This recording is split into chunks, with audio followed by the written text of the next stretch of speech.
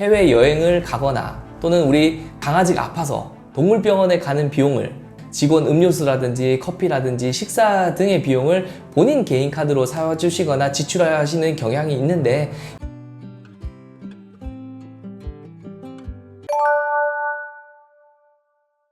네, 안녕하세요.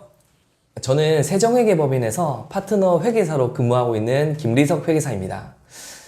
저는 개인 법인에 대한 세금적인 부분이나 부동산 세금에서 전문적으로 활동하고 있습니다. 이번 시간을 통해서 많은 분들께 세금적인 부분에 있어서 많은 도움이 되셨으면 합니다. 사업용 카드로 비용 처리를 함에 있어서는 세 가지를 좀 챙기시면 좋을 것 같은데요. 우선 첫 번째로 사업용 카드는 사업과 관련이 있는 비용이어야 합니다.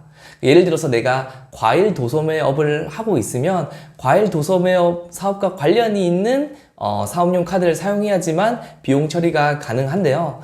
그런데 예를 들어서 내가 우리 가족과 해외여행을 가거나 또는 우리 강아지가 아파서 동물병원에 가는 비용을, 또는 우리 아기가 학원을 다니는데 그 학원비라든지 대학 등록금을 사업용 카드로 쓴다면 이것은 사업과 무관한 비용이기 때문에 비용 처리를 해서는 안 됩니다.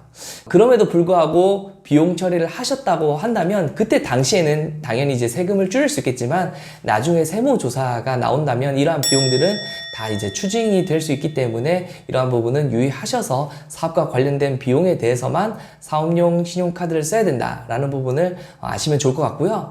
두 번째로는 사업용 카드를 사용함에 있어서는 복리후생비라든지 접대비 등의 비용은 이제 사업용 카드로 처리하면 비용 처리가 가능하기 때문에 이 부분을 반드시 카드로 좀 쓰시면 좋을 것 같은데요. 대표적인 경우로 이제 직원이 있는 그 대표분들께서는 직원 음료수라든지 커피라든지 식사 등의 비용을 본인 개인 카드로 사주시거나 지출하시는 경향이 있는데, 이러한 복리후생적인 비용 같은 경우에는 사업용 신용카드로 쓰면 우리가 이제 비용 처리가 될 수 있는 동시에 우리 그 부가세 신고할 때 매입세 공제로 부가세 환급이 가능하기 때문에 괜히 대표님 본인 지갑을 써서 직원들한테 사주시지 말고 사업용 카드로 지출하시면 좋을 것 같고요. 또한 우리 거래처의 상품권이라든지 뭐 저녁 식사 같은 부분에 대해서 접대를 하신 경우가 있는데, 이런 경우에도 우리가 사업용 신용카드를 쓰신다고 한다면 중소기업 같은 경우 연간 3,600만 원까지는 사업용 신용카드로 사용하셔도 비용 인정이 가능하기 때문에 이러한 접대성 비용 항목들 같은 경우에도 사업용 신용카드로 쓰시는 방법을 추천드립니다. 그리고 마지막으로 사업용 신용카드 같은 경우에는 홈택스에 미리 이제 등록을 해주신다면 세무대리인인 저희가 확인해서 비용 처리를 좀 알아서 해줄 수 있는데요. 물론 대표님께서 홈택스에 사업용 신용카드를 등록하지 않고 직접 이제 카드를 저희한테 주실 수도 있겠지만, 대표님께서 워낙 이제 사업이 바쁘시다 보면 사업용 카드를 저희한테 주시지 않고, 또는 그리고 이제 홈택스에 사업용 카드를 등록하지 않는다면 세무대리인인 저희가 그러한 사업용 카드의 내역을 확인할 수 없기 때문에 그러한 사업용 카드 내역은 비용 처리할 수 없어서 반드시 대표님께서는 사업용으로 쓰셨던 카드는 홈택스에 미리 등록하시면 저희가 알아서 잘 비용 처리할 수 있는 부분도 잘 챙기시면 좋으실 것 같습니다. 사업용 카드에 대해서 반드시 이제 썼을 때 구분이 안 되는 항목, 아까도 뭐 병원비 말씀드렸고 대학 등록금 이런 거는 사업과 완전히 무관하기 때문에 이건 써서는 안 되겠지만, 애매한 뭐 커피, 식대, 뭐 접대비 같은 부분은 좀 사업과 유관한 비용인데, 이게 사실은 뭐 우리 가족끼리 밥을 먹을 수도 있고 우리 직원들하고 먹을 수도 있고 요거는 사실 불분명하기 때문에 기본적으로 비용 처리를 하더라도 세무서에서는 이걸 건드리긴 쉽지 않습니다. 다만 보통 우리 주말에 뭐 식사를 하거나 이런 부분에 있어서는 당연히 직원들하고 식대라고 해서 먹겠지만 그런 부분은 조금 유의하셔야 될 필요성은 있지만, 그렇다고 내가 뭐 직원들하고 주말에 출근해서 일을 할 수도 있는 부분이다 보니까 그걸 일일이 주말에 출근해서 우리가 밥을 먹었는데 그게 직원하고 먹냐 아니면 우리 가족하고 먹냐, 이런 부분을 세무서에서는 이걸 발라내긴 쉽진 않아요. 하지만 세무서에서는 주말에 식사하고 이렇게 먹는 부분은 당연히 이거는 직원하고 먹지 않고 가족하고 먹지 않았냐, 이건 사적 경비 아니냐라고 의심을 해서 추징을 할 가능성은 있지만, 실제적으로 그렇게 애매하게 쓰는 복리후생적인 비용들을 과세로 하기는 사실은 좀 세무서 입장도 쉽진 않아요. 그렇다 보니까 저희도 복리후생적인 성격 같은 부분에 대해서는 좀 애매한 부분이 있다 보니까, 되도록이면 스시대, 뭐 마트라든지 뭐 장을 보는 그런 부분은 사실 사적 경비로 오해가 많다 보니까, 복리후생적으로 그거 사서 우리 직원하고 먹었을 수도 있다라고 주장을 할 수도 있겠지만, 세무서에서는 이런 마트 경비 정도까지는 좀 사적 경비로 좀 판단하는 경향이 있다 보니까, 뭐 커피, 식대, 뭐 저녁 식사, 접대성 경비, 이런 부분은 조금 개인적으로 쓰셔도 비용 처리해도 조금 무방하지 않나라는 게 제 개인적인 생각입니다.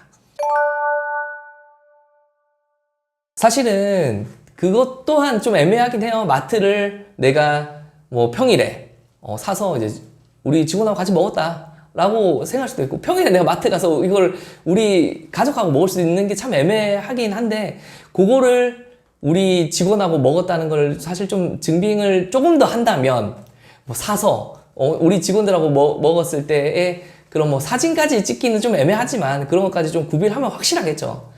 근데 이런 것도 사실 애매합니다. 제가 아까 전에 마트는 조금 지양을 하다고 말씀을 드렸지만, 그것조차 애매하다 보니까 주말 마트 정도는 조금 지양을 하지만, 평일에 마트 정도는 직원들하고 먹어도 조금 이건 애매한 부분이 있다 보니까, 과세관청 입장에서도 과세하기가 쉽진 않다라고 좀 마무리를 지으면 어떨까 싶습니다. 보통 저희가 이제 가이드를 드리는 게, 개인 사업자인데 1인 사업자 같은 경우에 1인 사업자가 지출하는 식대, 커피값 이런 것들은 저희가 비용 처리가 안 되거든요. 요거는 다 사적 경비로 보고 이제 부가세 공제도 못 받는 게 사실 원칙입니다. 그렇기 때문에 개인 사업자인데 내가 혼자 계신 분들이라면 그러한 식대라든지 식대, 커피값 이런 거는 다 이제 비용 처리를 하지 말라고 제가 말씀을 드리는데요. 근데 이제 직원이 있다 보면 그런 걸 이제 섞어서 저희가 이제 직원에 대한 복리후생적인 목적으로 쓸 수 있다 보니까, 그러한 비용들은 저희가 다 인정을 하는 방향으로 하다 보니까, 기본적으로 내가 이제 개인 사업자인데 1인 사업자인지 아니면 직원이 있는 사업자인지에 따라서 조금은 다르게 조금 판단을 해서 진행을 하시면 좋을 것 같고요. 법인 사업자 같은 경우는 내가 1인이라도 당연히 이제 법인의 그 대표이사는 직원이다 보니까, 그러한 직원인 대표이사의 커피값이라든지 식대는 다 이제 비용 처리가 가능한 부분이 있다 보니까, 그런 부분은 조금 열려 있습니다. 그래서 내가 우선은 카드 쓰는 부분에 대해서 유의할 점이라고 한다면, 내가 뭐 개인 사업자인지 법인 사업자인지, 개인 사업자는 직원이 있는지 없는지에 따라서 조금 구분을 하시면 좋을 것 같고, 애매한 복리후생적인 목적인 비용들은 웬만해서는 저희가 다 비용 인정을 해드리는데, 그런 부분에 대해서 세무서에서 야 이거 비용 인정이 안 되는데 이걸 했다라고 이제 주장을 하는 경우는 아직까지는 사실 좀 보진 못했어요. 과세관청도 매번 이제 종합소득세 신고 안내문을 보면, 아니면 부가세 신고 잘 보면, 어떠한 항목들을 좀 뭐 경비율이라든지 이런 걸 많이 썼다라는 걸 퍼센트로 나오긴 하지만, 이런 걸 실제로 네가 이제 비용인데 복리후생적인 목적이 아니라 이건 사실 사적 경비야 라고 하는 부분을 구분해서 과세를 하는 경우를 사실 크게 보지 못했습니다. 금액이 크지 않은 이상은.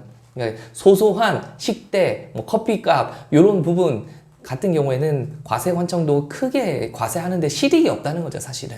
그런데 이제 그 금액이 좀 커지거나 그렇게 하면 우리 입장도 조금 보수적으로 좀 할 필요성은 있지만, 그런 소소한 비용까지 크게 구분해서 과세를 하진 않는 게 지금까지의 이제 과세 트렌드인 것 같습니다.